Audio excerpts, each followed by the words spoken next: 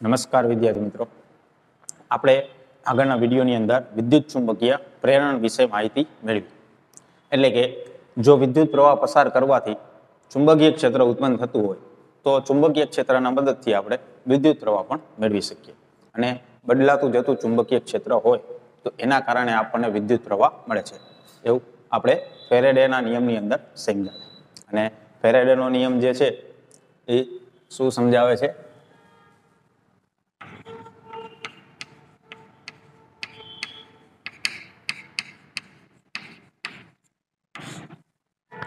કે જે ઈએમએફ પ્રેરિત થાય એ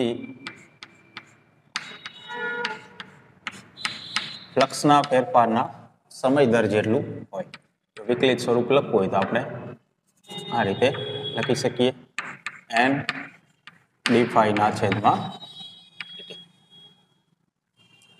અને અહીંયા ઋણ નિશાની જે આવે છે એ લેન્ઝના નિયમની હાજરી સૂચવે છે. તો આપણે લેન્ઝનો નિયમ પણ સમજ્યા હતા કે જે ઈએમએફ પ્રેરિત થાય એ કઈ રીતે ઉત્પન્ન થશે, બરાબર? એટલે કે વિદ્યુત પ્રવાહ જે આપણને મળશે એ કઈ દિશામાં મળશે? તો કે જે પ્રેરિત ઈએમએફ થયું હોય, જે આપણને પ્રેરિત પ્રવાહ મળ્યો, એ પ્રવાહની દિશા એવી જશે કે એ પ્રેરિત પ્રવાહના કારણે પણ એક ચુંબકીય ક્ષેત્ર મળશે. હવે એ ચુંબકીય ક્ષેત્ર જે છે એ પ્રેરિત પ્રવાહ જે ચુંબકીય ક્ષેત્રના કારણે આપણને મળ્યો હશે એનો વિરોધ કરશે, બરાબર? બંને વિરુદ્ધ દિશામાં હશે એ રીતે ઉત્પન્ન થશે. તો અહીંયા આપણે સમજી શકીએ છીએ કે ફ્લક્સમાં ફેરફાર કરવાથી આપણને ઈએમએફ મળશે. તો ફ્લક્સ એટલે શું છે?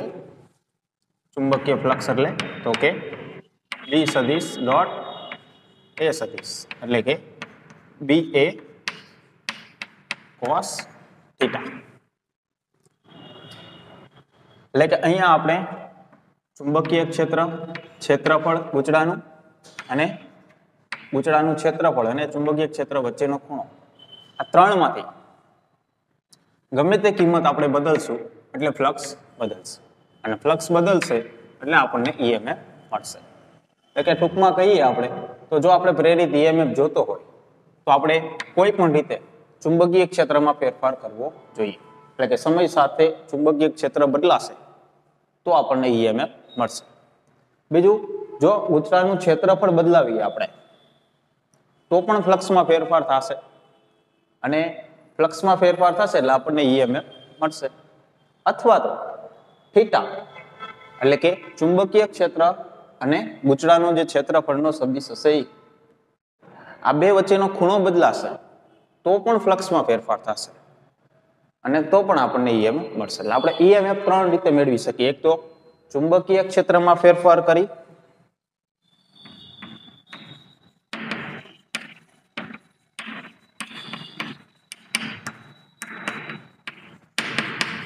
બરાબર, તો પણ આપણને ઈએમએફ મળશે.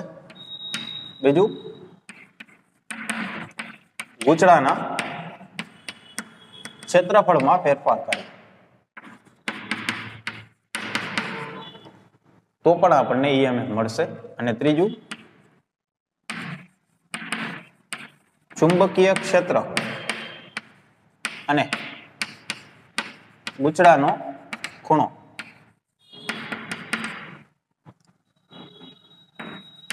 એમાં ફેરફાર કરાવે. ગૂંચળાનો ખૂણો એટલે કે ગૂંચળાનું જે ક્ષેત્રફળ છે એ અને ચુંબકીય ક્ષેત્ર વચ્ચેનો ખૂણો એમાં ફેરફાર કરાવીએ તો પણ આપણને ઈએમએફ મળશે. તો આપણે આ ત્રણ રીતે આપણે ઈએમએફ મેળવી શકીએ, બરાબર? અથવા તો આટાની સંખ્યામાં ફેરફાર કરીએ તો પણ મળે, બરાબર? તો આટલી રીતે આપણે ઈએમએફ મેળવી શકીએ. તો આપણે બધી રીતથી જોવાનું છે કઈ કઈ કેવી રીતે આપણે ઈએમએફ મળે, બરાબર? અને એક્ઝામ્પલમાં પણ જેટલા પણ એક્ઝામ્પલ આપેલા છે બધામાં આ રીતનું જ છે. અમુક દાખલાની અંદર ચુંબકીય ક્ષેત્ર બદલાય એવું કીધું હશે, અમુક દાખલામાં ક્ષેત્રફળ બદલાય એવું કીધું હશે, અમુક દાખલામાં ખૂણો બદલાય એવું કીધું હશે. એટલે બધા દાખલાઓ જે છે ઈએમએફ મેળવવા, પ્રેરિત ઈએમએફ મેળવવાના, બરાબર?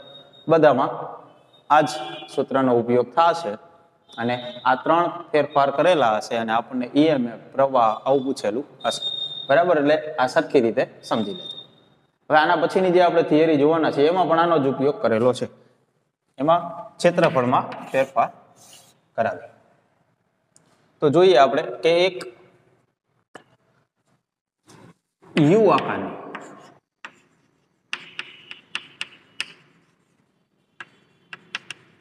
ફ્રેમ લઈએ આપણે અને એને આપણે ચુંબકીય ક્ષેત્રમાં મૂકીએ.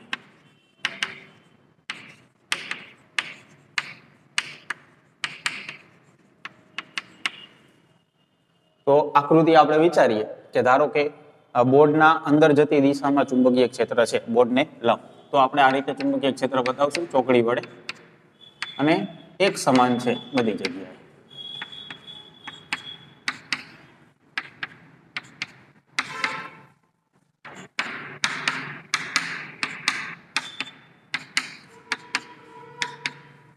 આની અંદર આપણે યુ આકારની બરાબર ફ્રેમ જે છે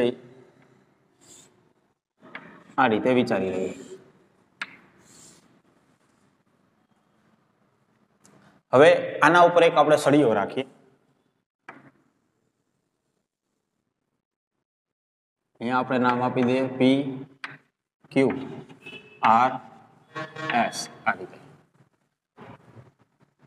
જેમાં પી ક્યુ જે સળિયો છે અહીંયા જે આપણે બતાવ્યું છે કે આ એક પી ક્યુ સળિયો લીધો છે. આ સળિયો ફ્રેમ પર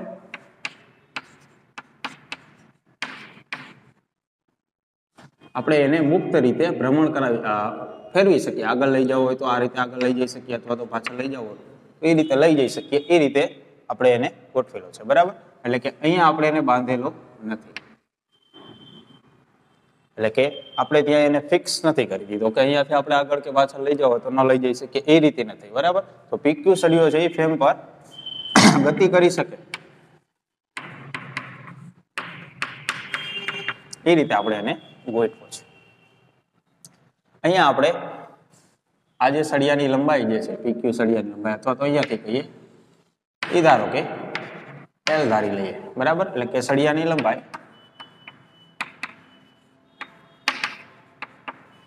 એટલે કે પી ક્યુ એ આપણે એલ ધારી લઈએ.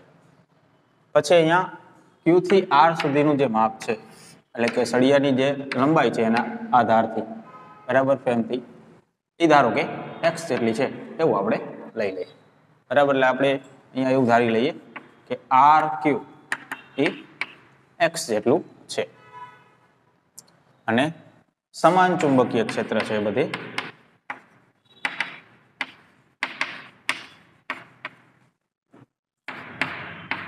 જે આપણે બી જેટલું લઈએ. અને એ કઈ રીતે છે તો કે બોર્ડના સમતલને અંદર તરફ જતી દિશામાં, એટલે કે ફ્રેમ જે છે એને લંબ.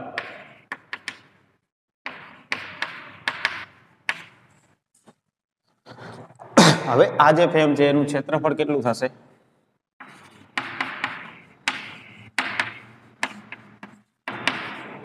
તો કે લંબાઈ ગુણ્યા પહોળાઈ, એટલે કે L into x. બરાબર, આ બાજુની લંબાઈ L છે, આ બાજુની લંબાઈ x છે, આટલું ક્ષેત્રફળ હશે. ક્ષેત્રફળનો સદિશ વિચારો તમે ફ્રેમનો તો કઈ રીતે રહેશે? ફ્રેમને લંબ, બરાબર, એટલે કે અંદર જતી દિશામાં અથવા તો બહાર જતી દિશામાં. એટલે કે ક્ષેત્રફળનો જે સદિશ હશે એ અને ચુંબકીય ક્ષેત્ર આ બે વચ્ચેનો ખૂણો કેટલો થશે તો કે એક જ દિશામાં આપણે વિચારીએ તો 0 અને વિરુદ્ધ દિશામાં વિચારીએ તો 180. એટલે કે આપણે એક જ દિશામાં અહીંયા વિચારીએ તો બે વચ્ચેનો ખૂણો બી અને એ વચ્ચેનો ખૂણો કેટલો થશે તો કે થીટા બરાબર 0. તો ફ્લક્સ કેટલું થશે પ્રારંભમાં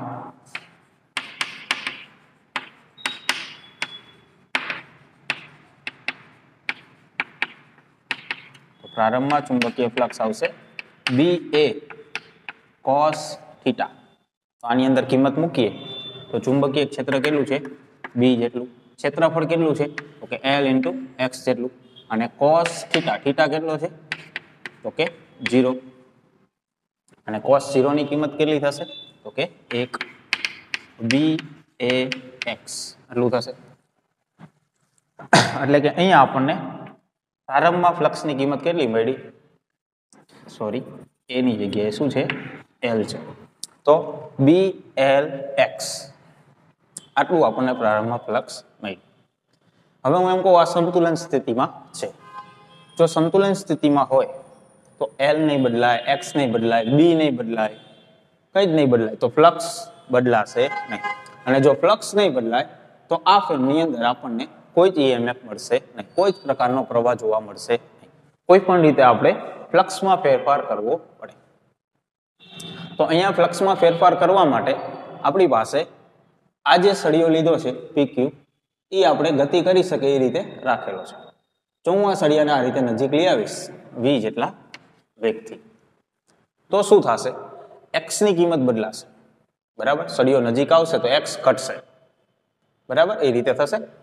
અને X બદલાવાથી શું થશે? તો કે ફ્લક્સ બદલાશે. એટલે કે ટૂંકમાં કહીએ તો X બદલશે તો ક્ષેત્રફળ બદલશે. તો આપણે અહીંયા હમણાં ભણ્યા કે ગુજરાતમાં ક્ષેત્રફળમાં કોઈ પણ રીતે ફેરફાર કરીએ તો EMF ફ્લક્સ બદલાશે, અને ફ્લક્સ બદલાશે એટલે આપણને EMF મળશે.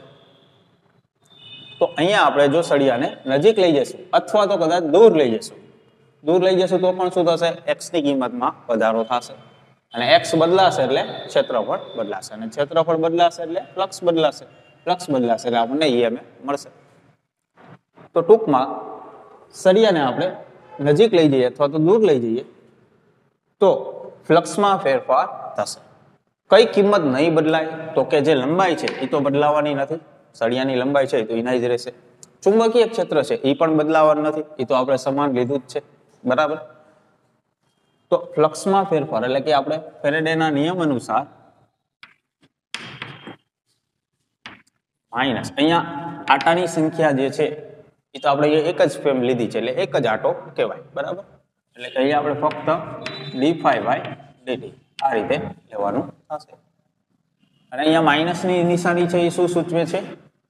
તો કે એ જે EMF ઉત્પન્ન થશે એ આ જે ચુંબકીય ક્ષેત્ર છે એનો વિરોધ કરશે એવી રીતે જ ઉત્પન્ન થશે. એટલે કે માઇનસની નિશાની સૂચવે છે, એટલે કે આપણે અહીંયા માઇનસને દર્શાવશું નહીં, કારણ કે એ તો વિરુદ્ધ દિશામાં જ ઉત્પન્ન થશે, એ આપણને ખબર જ છે. બરાબર, તો d/dt ફ્લક્સ તો કે આપણે કેટલું મળે છે? અહીંયા જુઓ BLX આટલું મળે છે. હવે આમાંથી B અને L આ બંને તો કેવા છે? અચળ, એ તો બદલાતા નથી, ફક્ત X બદલાય છે. તો એપ્સિલોન બરાબર BL dx ના છેદમાં dt. બરાબર, આ બંનેનું વિકલન નહીં થાય, ફક્ત X નું થશે. અને X એટલે શું છે? અંતર, T એટલે સમય. તો અંતરનું સમયની સાપેક્ષે વિકલન કરીએ તો આપણે સળિયાને જો જે વેગથી ગતિ કરાવી હોય એ વેગ આવશે. બરાબર, તો ત્યાં આવશે BLV. તો અહીંયા આપણને EMF મળ્યું BLV, એટલે કે જે V છે એ સળિયાનો વેગ છે. બરાબર, તો આટલું EMF અને આ ફ્રેમની અંદર આપણને જોવા મળશે. હવે આ EMF કઈ દિશામાં હશે? એટલે કે આ રિંગની અંદર પ્રવાહ કઈ રીતે વહેતો હશે? તો આપણે હમણાં જોયું કે અહીંયા માઇનસની નિશાની આવે છે, એવું દર્શાવે છે કે આ ચુંબકીય ક્ષેત્રનો વિરોધ થાય એ રીતે ઉત્પન્ન થશે. તો જોઈએ, અહીંયા ચુંબકીય ક્ષેત્ર જે છે એ બોર્ડની અંદર જતી દિશામાં છે. હવે આ ફ્રેમની અંદર પ્રવાહ કઈ રીતે હોવો જોઈએ કે જેથી કરીને એના કારણે ચુંબકીય ક્ષેત્ર જે ઉત્પન્ન થાય પ્રેરિત પ્રવાહના કારણે એ આની વિરુદ્ધ દિશામાં હોય. તો કઈ રીતે આપણે પ્રવાહ વિચારીએ તો વિરુદ્ધ દિશામાં થાય? તો કે આ રીતે પ્રવાહ વિચારશું તો આંગળા આ રીતે વળશે, એટલે અંગૂઠો અંદર રહેશે, તો જે દિશામાં ચુંબકીય ક્ષેત્ર છે એ દિશામાં જ મળ્યું કહેવાય. આ રીતે પ્રવાહ વહેશે આમ, તો એ બાજુ આંગળા વાળીએ આપણે, જે બાજુ પ્રવાહ વળે એ બાજુ આ રીતે, હા, તો ચુંબકીય ક્ષેત્ર બહારની તરફ થશે. એટલે કે આ ફ્રેમની અંદર પ્રવાહ આ રીતે આપણે વિચારીએ, બરાબર, તો ચુંબકીય ક્ષેત્ર જે છે આના કારણે જે ઉત્પન્ન થશે આ ફ્રેમના કારણે એ બહારની તરફ આવશે. અને એ શું થયું કહેવાય? જે ચુંબકીય ક્ષેત્ર પહેલેથી હતું એનો વિરોધ કર્યો કહેવાય. બરાબર, એટલે આ રીતે પ્રવાહ હોવો જોઈએ. અને જો પ્રવાહ આવી રીતે હોય તો અહીંયા P છેડો છે એ ધન વીજભારિત કહેવાય, અને આ જે Q છેડો છે એ ઋણ વીજભારિત કહેવાય. બરાબર, કેમ કે આપણે બેટરી લઈએ તો ધનમાંથી પ્રવાહ નીકળે અને ઋણમાં દાખલ થાય એવું આપણે લઈએ છીએ. બરાબર. તો એનો મતલબ શું થયો? પી છેડો છે એ ધન હશે અને ક્યુ છેડો એ છે એ ઋણ હશે. તો ઈએમએફ આ રીતે ઉત્પન્ન થયું હશે એમાં. બરાબર. આ જ રીતને આપણે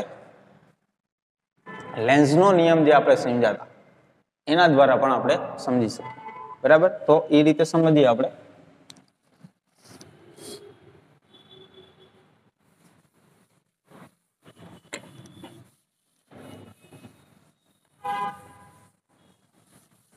આપણે ફેરાડેના નિયમ અનુસાર આ રીતે સમીકરણ આપણને મળ્યું.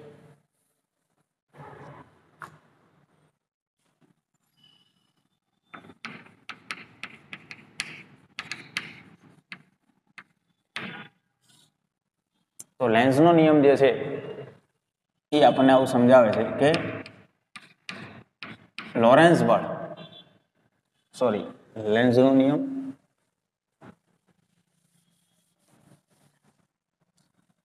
લોરેન્ઝ બળ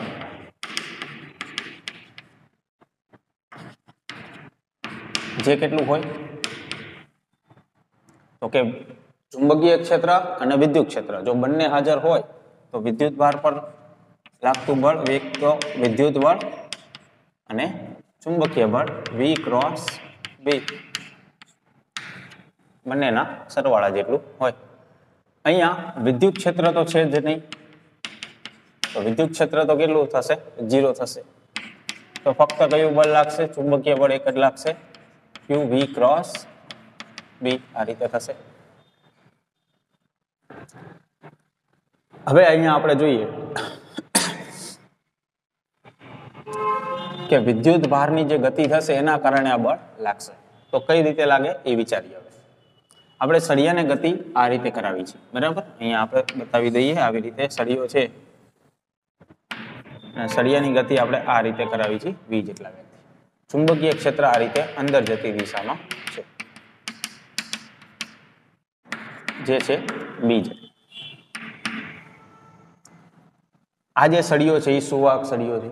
તો સુવાહક સળિયો હોય તો એની અંદર મુક્ત ઇલેક્ટ્રોન રહેલા હોય.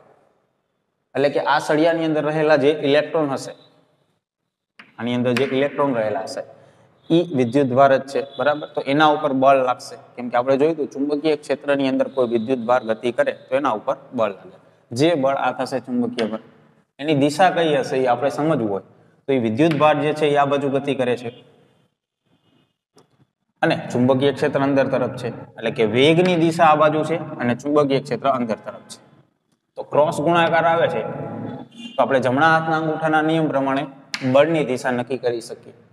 તો વેગ અને ચુંબકીય ક્ષેત્ર. બરાબર. વેગ આ બાજુ છે, ચુંબકીય ક્ષેત્ર અંદરની તરફ છે. તો V થી B તરફ આંગળા વાળો એટલે આ રીતે થશે. V થી B તરફ આંગળા વાળો એટલે બરાબર આવી રીતે થશે. V થી B તરફ આંગળા વાળીએ એટલે આમ થશે. એટલે કે આ તરફ બળ લાગશે એવો અર્થ થયો. બરાબર. આ તરફ બળ લાગશે એટલે અને બીજું ઇલેક્ટ્રોન જે છે એ કઈ રીતે હોય તો કે ઋણ વિદ્યુતભારિત હોય અને ઋણ વિદ્યુતભારિત હોય તો આગળ માઇનસ આવશે. તો આગળ માઇનસ આવશે એટલે આપણે દિશા બદલવી પડશે. V થી B તરફ આંગળા વળે એટલે આમ થશે. દિશા બદલશો એટલે વિરુદ્ધ દિશા કરશો એટલે આ રીતે થશે. તો ઇલેક્ટ્રોન ઉપર બળ છે જો ધન વિદ્યુતભારિત હોય તો V થી B તરફ આંગળા વળ્યા એટલે અંગૂઠો આપવા જોઈએ. તો ધન વીજભાર હોત તો આ રીતે બળ લાગે, પણ ઋણ વીજભાર છે એટલે કઈ રીતે બળ લાગશે? આ રીતે. તો ઇલેક્ટ્રોન બધા અહીંયા ભેગા થશે. ઇલેક્ટ્રોન ઉપર બળ આ રીતે આવશે. ઇલેક્ટ્રોન બધા અહીંયા અને ધન વીજભાર અહીંયા ભેગો થશે. તો આ રીતે થયું. તો અહીંયા આ છેડો જે છે એ ઋણ વીજભારિત બનશે અને આ છેડો છે એ ધન વીજભારિત બનશે. એટલે કે આ એક બેટરી જેવી રચના થઈ. અને જો બેટરી જેવી રચના થશે આ રીતે તો એના કારણે શું થયું? હવે આ ક્રોસ ગુણાકાર પહેલા તો કાઢીએ. આપણને કેટલી કિંમત મળે છે? F બરાબર QVB sin થીટા. થીટા એટલે અહીંયા કેટલું થશે? 90. કારણ કે વેગ આ બાજુ છે, ચુંબકીય ક્ષેત્ર આ બાજુ છે. તો F બરાબર QVB sin 90 એટલે કેટલું થશે? 1 થશે. તો આટલું બળ લાગ્યું કહેવાય. હવે અહીંયા ઇલેક્ટ્રોન ગતિ કરશે તો એ કાર્ય કેટલું થશે? તો ઇલેક્ટ્રોન દ્વારા થતું કાર્ય. તો W બરાબર શું લખાય આપણે? તો કે બળ ગુણ્યા સ્થાનાંતર, બળ ગુણ્યા સ્થાનાંતર એટલે અંતર કેટલું કાપશે, આ બાજુ ઇલેક્ટ્રોન હશે અહીંયા જશે તો એની લંબાઈ જેટલું થશે. તો ટોટલ કાર્ય કેટલું થયું, W બરાબર તો કે બળ કેટલું લાગે છે તો કે QVB * L આવું થશે. તો આપણે તો EMF જોઈ છે, તો EMF કેટલું થાય એટલે કે વોલ્ટેજ કેટલું હોય તો કે કાર્ય છેદમાં વિદ્યુતભાર આટલો હોય. બરાબર, આપણે વિદ્યુત સ્થિતિમાનનો તફાવત એની જ વ્યાખ્યા આપણે સમજ્યા હતા કે એકમ વિદ્યુતભાર દીઠ થતું કાર્ય જેને વિદ્યુત સ્થિતિમાન કહેવાય. તો એ જ સમીકરણ આપણે લખ્યું અહીંયા. તો W એટલે કેટલું તો કે QVBL છેદમાં Q કેન્સલ થઈ જશે તો શું આવ્યું BLP. બરાબર, જે અહીંયા મળે છે એ જ અહીંયા મળશે. તો આ રીતે આપણે સમજી શકીએ કે લોરેન્ઝ બળના મદદથી પણ આપણે અહીંયા આ સમીકરણ તારવી શકીએ.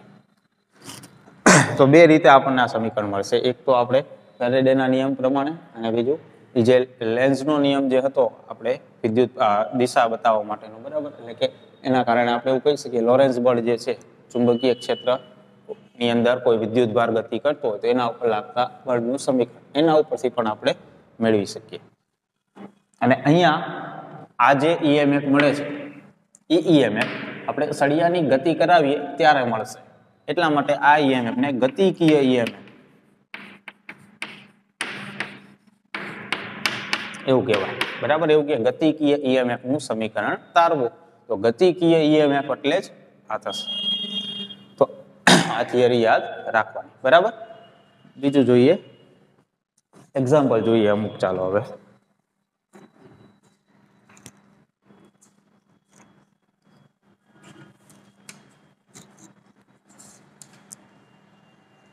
ઉદાહરણની અંદર બીજું ઉદાહરણ જો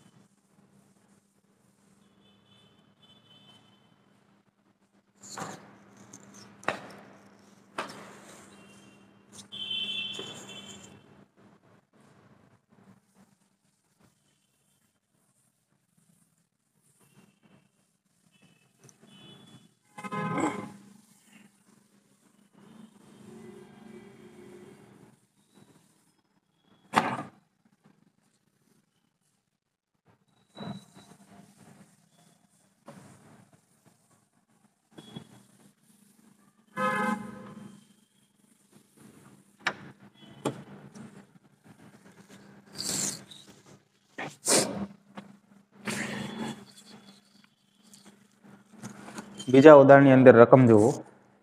10 સેન્ટીમીટર બાજુવાળી અને 0.5 ઓહમ અવરોધ ધરાવતી એક ચોરસ લૂપ પૂર્વ પશ્ચિમ સમતલમાં ઊભી મૂકવામાં આવે છે.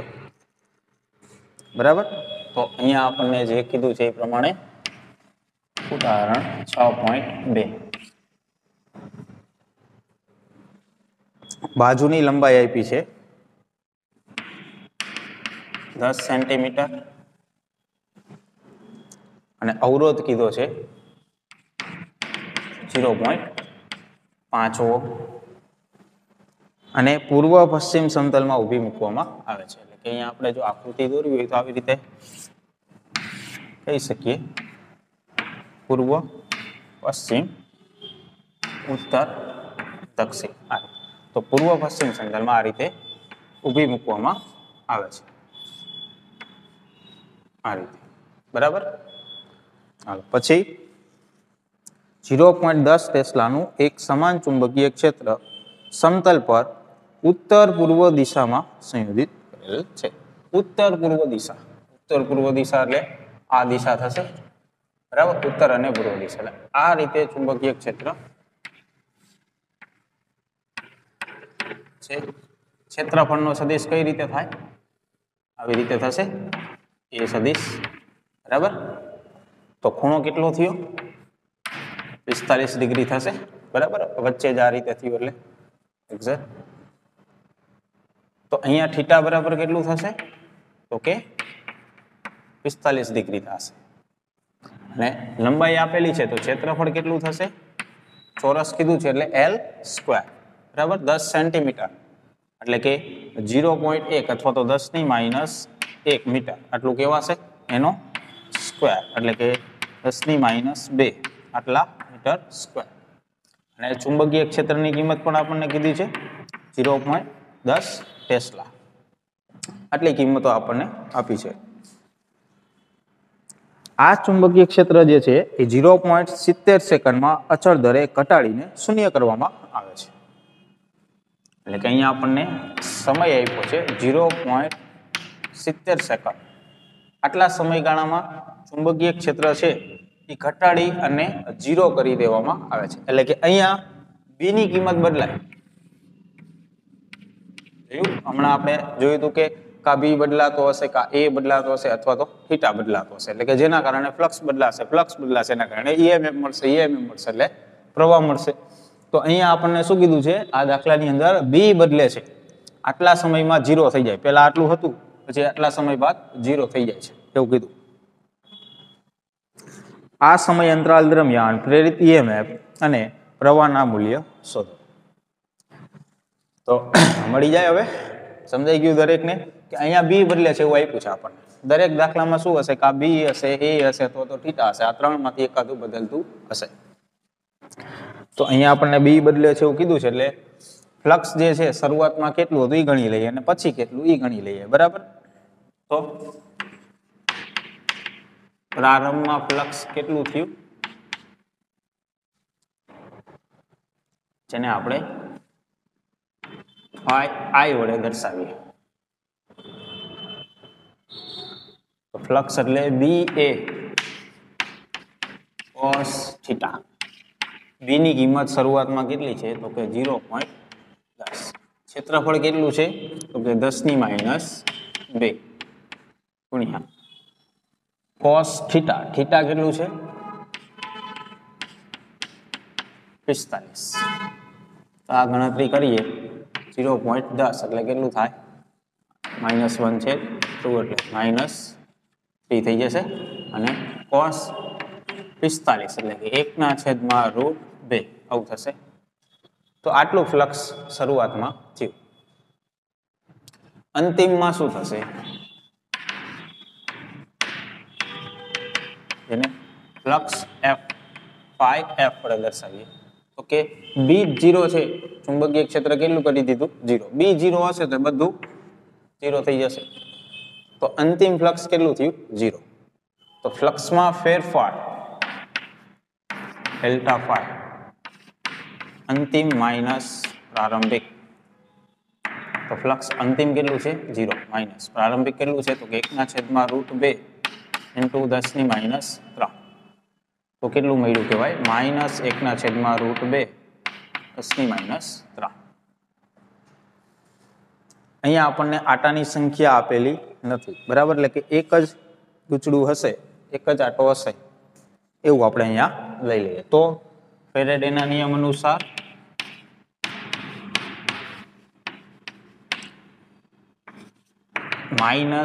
-ΔΦ/ΔT.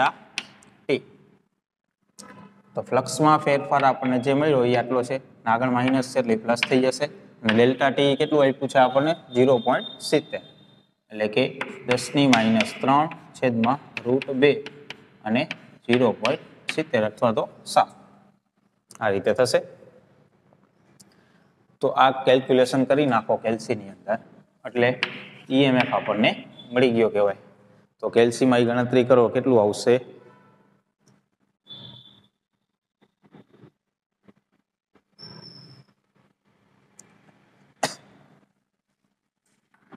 ખાલી આનો જવાબ છે એ એક આવશે, એટલે કે 10⁻3 વોલ્ટ આટલું આવશે. એટલે કે 1 મિલી કહેવાશે, 1 મિલી વોલ્ટ આવું કહી શકીએ. આટલું ઈએમએફ આપણને મળશે. તો આપણને શું ગણવાનું કીધું હતું? તો કે પ્રેરિત ઈએમએફ ગણો. તો પ્રેરિત ઈએમએફ આપણને 1 મિલીવોલ્ટ મળશે. અને બીજું શું ગણવાનું કીધું છે? વિદ્યુત પ્રવાહ. તો વિદ્યુત પ્રવાહ બરાબર શું થશે? વોલ્ટેજ એટલે કે ઈએમએફ છેદમાં અવરોધ. આપણને અહીંયા ગૂંચળાનો અવરોધ આપેલો છે 0.5 ઓહ્મ. એટલે કે I બરાબર આ છે 1 મિલીવોલ્ટ અને આ છે 0.5 ઓહ્મ. બરાબર, એટલે પ્રવાહ કેટલો થશે? 1/2, 2 ઉપર જશે એટલે 2 મિલી એમ્પિયર આટલો પ્રવાહ આપણને મળશે. એટલે કે ઈએમએફ 1 મિલીવોલ્ટ થશે, પ્રવાહ 1 મિલી એમ્પિયર. આ 2 મિલી એમ્પિયર એટલું મળશે. તો સમજાણું દરેકને? ફ્લક્સ જે છે એ બદલશે, અહીંયા બી બદલશે એના કારણે બદલે છે. એવી રીતે બધા દાખલામાં કંઈક ને ક્ષેત્રફળ હશે, ચુંબકીય ક્ષેત્ર હશે અથવા તો થીટા હશે, એ બદલતો હશે એટલે આપણને ઈએમએફ મળતું હશે. એટલે પછીનો દાખલો જોઈએ.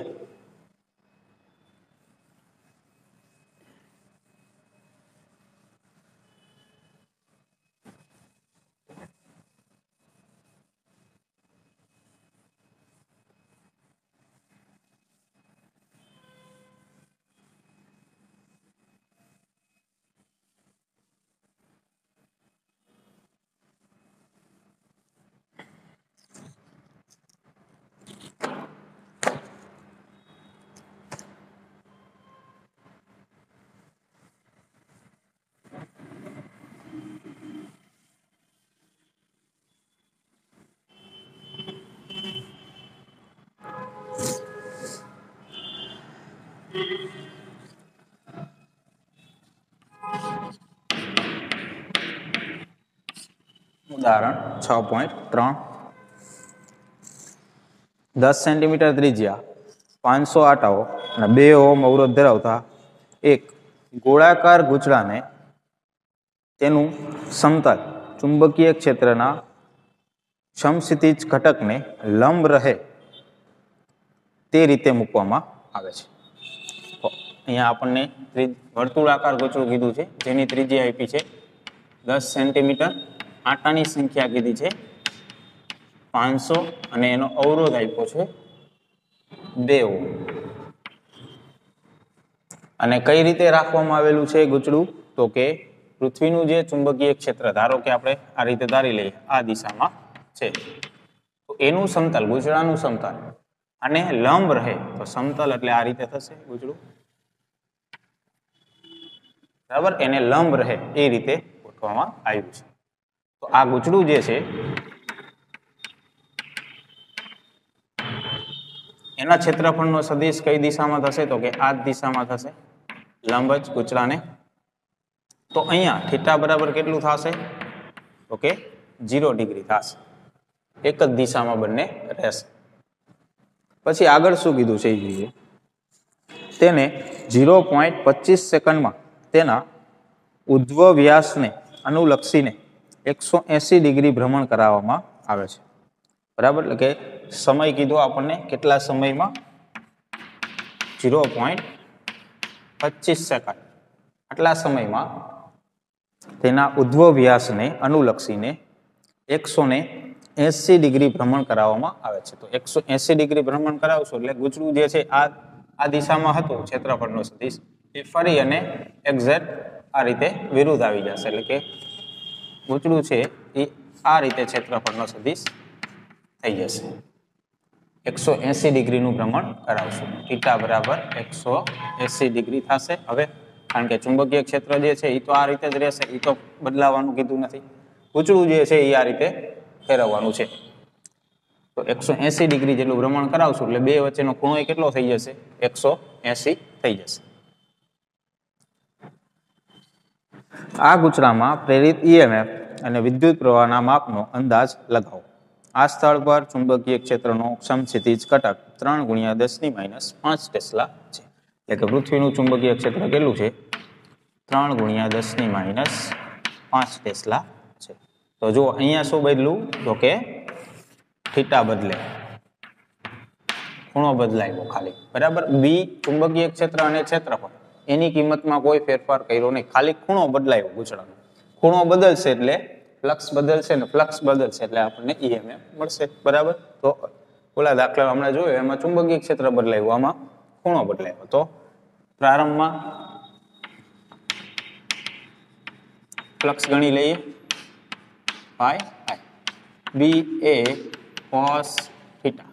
તો પ્રારંભમાં ચુંબકીય ક્ષેત્ર કેટલું? તો કે 3 ગુણ્યા 10 ની માઇનસ 5. ક્ષેત્રફળ કેટલું? તો કે ક્ષેત્રફળ અહીંયા વર્તુળાકાર ગૂંચળું છે, ત્રિજ્યા આપી છે, તો ક્ષેત્રફળ કેટલું થાય?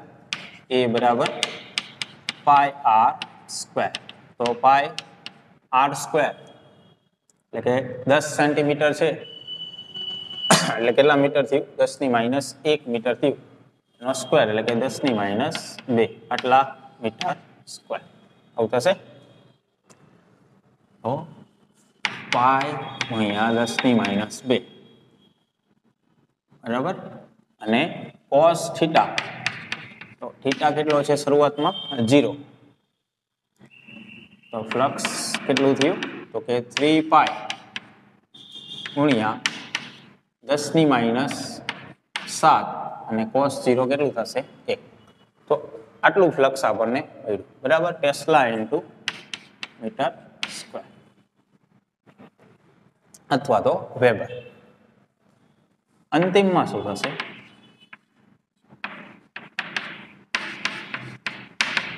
બી એ કોસ થીટા. તો ચુંબકીય ક્ષેત્ર તો બદલતું નથી, એ તો એટલું જ છે 3 ગુણ્યા 10 ની માઇનસ 5. ક્ષેત્રફળ પણ બદલતું નથી, એ પણ એટલું જ રહેશે પાઈ ગુણ્યા 10 ની માઇનસ 2. અને કોસ થીટા, થીટા બદલે છે, જે કેટલો થાય છે? 180 ડિગ્રી. કોસ 180 એટલે -1 થશે, એટલે કે આ જ કિંમત આવશે પણ માઇનસ થઈ જશે. બરાબર. માઇનસ 3 પાઈ ગુણ્યા 10 ની minus 7 tesla into metre square. તો ફ્લક્સમાં ફેરફાર તો delta phi is equal to અંતિમ માઇનસ પ્રારંભિક. તો આમાંથી આ જે છે એ કિંમત લખીએ તો -3 પાઈ ગુણ્યા 10 ની માઇનસ 7 માઇનસ આ કિંમત લખીએ તો એ પ્લસ જ છે 3 પાઈ ગુણ્યા 10 ની માઇનસ 7 એટલે કે ડબલ થઈ જશે પણ માઇનસ થશે. 6 પાઈ ગુણ્યા 10 ની minus 7 tesla into metre square. તો ફ્લક્સમાં ફેરફાર આપણે ગણી લીધો. ઈએમએફ તો કે ફેરેડેના નિયમ અનુસાર અહીંયા આટાની સંખ્યા આપેલી છે તો -n ડેલ્ટા ફાઈ ના છેદમાં ડેલ્ટા ટી. કિંમત મૂકીએ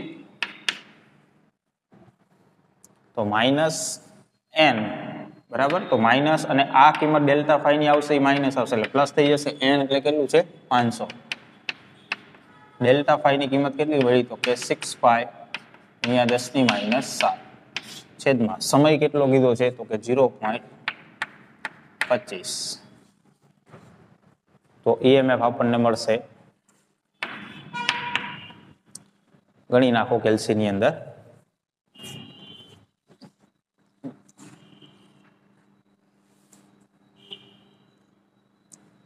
પાઈ ની કિંમત મૂકી દો 3.14.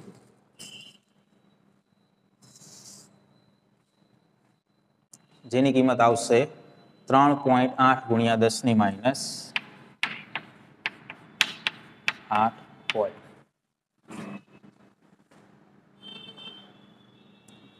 સોરી 3 -3 આવશે.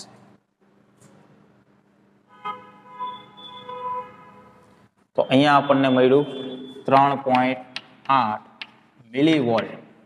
બરાબર. 10 ની માઇનસ 3 છે એટલે મિલીવોલ્ટ એવું આપણે લખી શકીએ. હવે ઈએમએફ મળી ગયું. પ્રવાહ ગણવાનો કીધો છે. પ્રવાહ બરાબર શું થશે? વોલ્ટેજ છેદમાં અવરોધ. બરાબર. વોલ્ટેજ છે 3.8 મિલીવોલ્ટ અને અવરોધ આપ્યો છે 2 ઓહ્મ. તો પ્રવાહ કેટલો થાય? આનું અડધું કરી નાખો એટલે કે 1.9 થશે મિલી એમ્પિયર. આટલો પ્રવાહ મળશે. તો આગલા દાખલાની અંદર જે રીતે ચુંબકીય ક્ષેત્ર બદલું હતું એના કારણે ફ્લક્સ બદલાતું હતું, એવી રીતે અહીંયા થીટા બદલે છે અને એના કારણે ફ્લક્સ બદલાય છે. બરાબર, બાકી સેમ જ રીત છે. એના પછી જોઈએ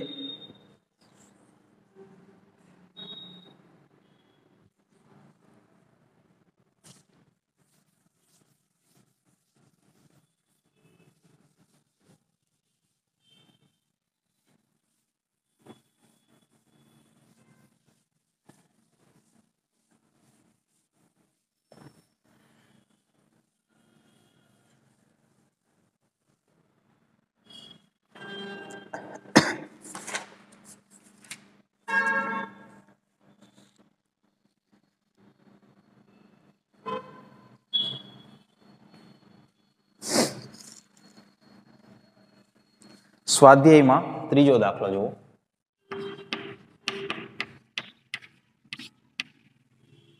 જેની અંદર કીધું છે 15 આટાઓ પ્રતિ સેન્ટીમીટર વાળા એક લાંબા સોલેનોઇડમાં તેની અક્ષને સમાંતર સોલેનોઇડની અંદર 2 સેન્ટીમીટર સ્ક્વેર ક્ષેત્રફળ ધરાવતો એક નાનો ગોળો મૂકે છે.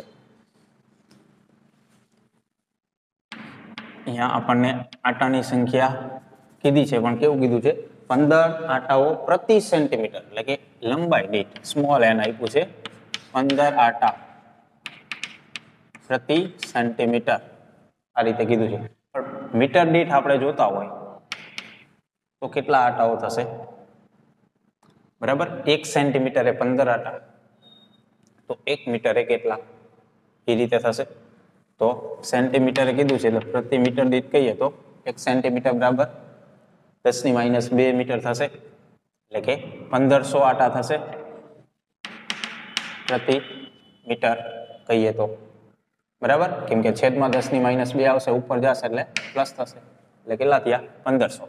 તો સ્મોલ એન ની કિંમત કેટલી આપી કહેવાય? 1500 આટા પ્રતિ મીટર જોશે. બરાબર, સેન્ટીમીટર નહીં. હાલો, પછી શું કીધું છે? એક સોલેનોઇડ કીધું છે, એની અક્ષને સમાંતર સોલેનોઇડની અંદર 2 સેન્ટીમીટર સ્ક્વેર ક્ષેત્રફળ ધરાવતો એક ગોળો મૂક્યો છે. એટલે કે અહીંયા આપણને ક્ષેત્રફળ કીધું છે 2 સેન્ટીમીટર સ્ક્વેર, એટલે કે 2 ગુણ્યા સેન્ટીમીટર સ્ક્વેર ને મીટર સ્ક્વેરમાં ફેરવો 10⁻⁴ મીટર સ્ક્વેર. ખાલી 1 સેન્ટીમીટર હોય તો 10⁻² સેન્ટીમીટર સ્ક્વેર છે, એટલે કેટલું આવશે? 10⁻⁴. હવે ક્ષેત્રફળ ધરાવતો એક ગોળો મૂકેલો છે. જો સોલેનોઇડમાં વહેતા પ્રવાહમાં 0.1 સેકન્ડમાં 2 એમ્પિયરથી 4 એમ્પિયર સ્થાયી રીતે બદલાય એવો પ્રવાહ, એટલે કે અહીંયા આપણને કીધું છે સમય 0.1 સેકન્ડમાં, અને પ્રવાહ પહેલા કેટલો છે? તો કે 2 એમ્પિયર, એમાંથી પછી કેટલો થાય? તો કે 4 એમ્પિયર. 2 એમ્પિયરથી વધારી અને 4 એમ્પિયર સોલેનોઇડની અંદર, એટલે કે આ રીતે છે સોલેનોઇડ. તો સોલેનોઇડની અંદર જે પ્રવાહ વહે છે એ પ્રવાહ બદલશું, એટલે કે આની અંદર જે ચુંબકીય ક્ષેત્ર હશે એ બદલશે. સોલેનોઇડમાં વહેતો પ્રવાહ બદલીએ એટલે શું થાય? એની અંદરનું ચુંબકીય ક્ષેત્ર બદલે. અને અહીંયા એક ગોળો રાખેલો છે સોલેનોઇડની અક્ષ પર, એની સાથે જે ક્ષેત્રફળ છે એ ક્ષેત્રફળ આપણને આપ્યું છે 2 સેન્ટીમીટર સ્ક્વેર. જો ચુંબકીય ક્ષેત્ર બદલશે આની સાથે સંકળાયેલું, તો એના ફ્લક્સમાં ફેરફાર થશે. તો સોલેનોઇડનું ચુંબકીય ક્ષેત્ર કેટલું હોય? B બરાબર μ0 n I આટલું હોય. I બદલશે એટલે B બદલશે, અને B બદલે એટલે ફ્લક્સ બદલે. આપણે જોયું ચુંબકીય ક્ષેત્રમાં કોઈ પણ રીતે ફેરફાર કરી શકીએ. તો અહીંયા કેવી રીતે કોન્સેપ્ટ બનાવ્યો? તો કે સોલેનોઇડ લીધું, એની અંદર કોઈ એક પૃષ્ઠ મૂક્યું, સોલેનોઇડમાં પ્રવાહ બદલીએ એટલે ચુંબકીય ક્ષેત્ર બદલશે. તો સોલેનોઇડનો જે પ્રવાહ બદલાય છે એની ગણતરી કરીએ તો આપણે આ રીતે લખી શકીએ. 4 એમ્પિયર છે એમાંથી, તો ડેલ્ટા I એ કેટલું થાય? તો કે 4 - 2, એટલે કે 2 એમ્પિયર જેટલો પ્રવાહમાં ફેરફાર કર્યો. પરંતુ જો આપણે સમય સાથે વિચારીએ તો શું થશે? એટલે કે અહીંયા આપણે એને લખી જ દઈએ. બરાબર, B ક્યારે બદલશે? I બદલશે ત્યારે.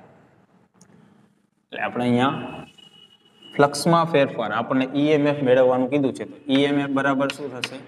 તો કે માઇનસ આટાની સંખ્યા અહીંયા આપણને આપેલી છે, પણ એકમ લંબાઈ દીઠ આપેલી છે, -dϕ/dt. dt આવું લખી શકીએ. તો એપ્સિલોન બરાબર માઇનસ ફ્લક્સ એટલે શું આવે તો કે b એ cos થીટા આવું આવશે. અહીંયા ગૂંચળું આની અંદર જે ગોળો મૂક્યો છે બરાબર, આની ગતિ કરાવવામાં આવતી નથી. ગતિ ન કરાવવામાં આવતી હોય બરાબર, એનો ક્ષેત્રફળનો સદિશ આ રીતે હશે. બી અને એ વચ્ચેનો ખૂણો પ્રારંભમાં કેટલો હશે તો કે 0, અને પછી પણ એની સ્થિતિ બદલવામાં આવતી નથી એટલે અંતિમમાં પણ કેટલો હશે ખૂણો 0. તો થીટા બરાબર 0 થશે એટલે cos 0 1 થઈ જશે. અને ક્ષેત્રફળ છે એ તો બદલાતું નથી બરાબર. બી ની કિંમત મૂકી દઈએ તો શું થશે, બી માઇનસ બી ના છેદમાં ડીટી. બી ની કિંમત તો કે μ0 n I into A. cos 0 કેટલું થઈ જશે 1. હવે μ0 n ને a આ ત્રણેય બદલાતા નથી, ફક્ત પ્રવાહ બદલાય છે તો શું લખાય માઇનસ μ0 n a di ના છેદમાં dt આવું થશે.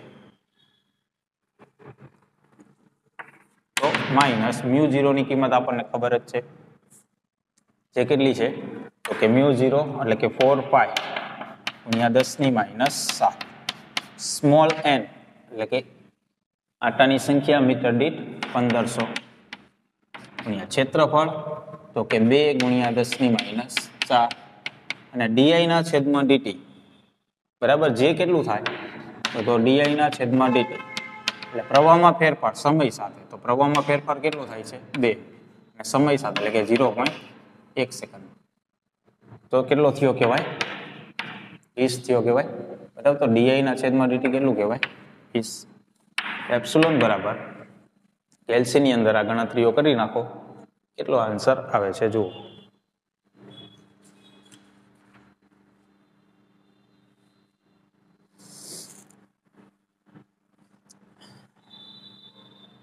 .5 ગુણ્યા 10 ની માઇનસ 6 આટલા હોય બરાબર, આટલું મળશે. અહીંયા માઇનસની નિશાની શું સૂચવે, કદાચ આપણે માઇનસ અહીંયા લખીએ તો નિશાની શું સૂચવે, આ વિરુદ્ધ દિશામાં ઈએમએફ ઉત્પન્ન થશે. સોલેનોઇડના ચુંબકીય ક્ષેત્રનો વિરોધ કરે એ દિશામાં ઈએમએફ ઉત્પન્ન થશે બરાબર. તો અહીંયા આપણને આઈ ની કિંમત બદલે એના કારણે બી બદલે છે, એટલે કે ચુંબકીય ક્ષેત્ર બદલે છે એના કારણે ઈએમએફ મળે છે, એ રીતનું આપણને કીધું છે બરાબર.